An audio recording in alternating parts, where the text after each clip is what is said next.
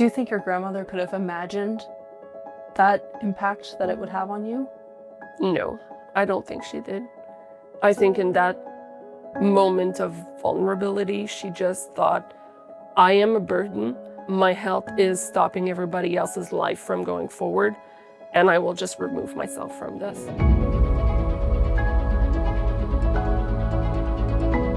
I lost my grandmother a few months prior because of euthanasia. Tell me about your relationship with your grandmother. She was a woman who liked to keep her distance, but she was still tender at heart. She was reliable and she was strong. And then when she said she wanted euthanasia, I just felt like she gave up. Do you think that your grandmother was more affected by her pain or her fear of pain in making her decision? It was undoubtedly the fear of pain, the fear of embarrassment, the fear of shame that could bring for her the loss of strength. She was no longer the matriarch that she used to be.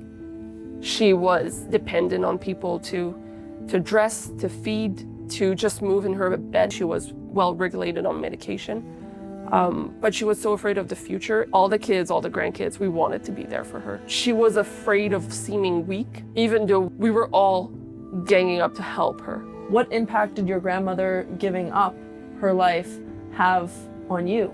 It was really hard because I had also struggled with mental health in the past few years. Why should I just keep swimming? Why should I just keep climbing? It's no use if the strongest person in my life chose to give up. Having lost your grandmother to euthanasia, what is your biggest fear now? My biggest fear is that it'll encourage the rest of my family to follow through in the future. I don't want people in my family to see it as a power move that they can pull whenever times are difficult. The dignity would have been for her to be able to stay with her family through and realize how much we loved her and cared for her willingly, not as a burden. What do you think is the intergenerational toll that euthanasia has? I think it's very hard for the rest. How do you explain to your kids? How do you tell them how strong and wonderful she was? And then they ask you, oh, so nice. How was she in the last days? And you tell them, oh, she gave up. She decided to no longer fight because she was so scared. I know that in times of vulnerability, you can't remain strong all the time. You need help for that. We need people around us. And you need to learn to help others and be helped. I learned that getting married recently because I'm not used to having people help me. But my husband has shown me that, you know what?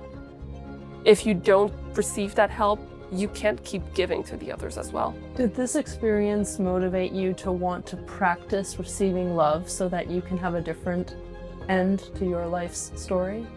Yes, oh, definitely. It opened my eyes that you don't always have to do everything for everyone. I wish I could. Sadly, I'm weak a lot of times. You know, you work with people all day. And so at the end of the day, you go home and you think, oh, I have to do this, I have to do that. And my husband's like, hey, you can sit for a little bit. I'll do that. And so it's realizing that you don't have to do everything for everyone. You can sometimes receive some of it. And it's love. It's what people want to give you. If her decision to opt for euthanasia was only one decision among so many in her life, why is it so significant? It's significant because it ends everything. There's no, I did a bad mistake, but you know what? I can keep living.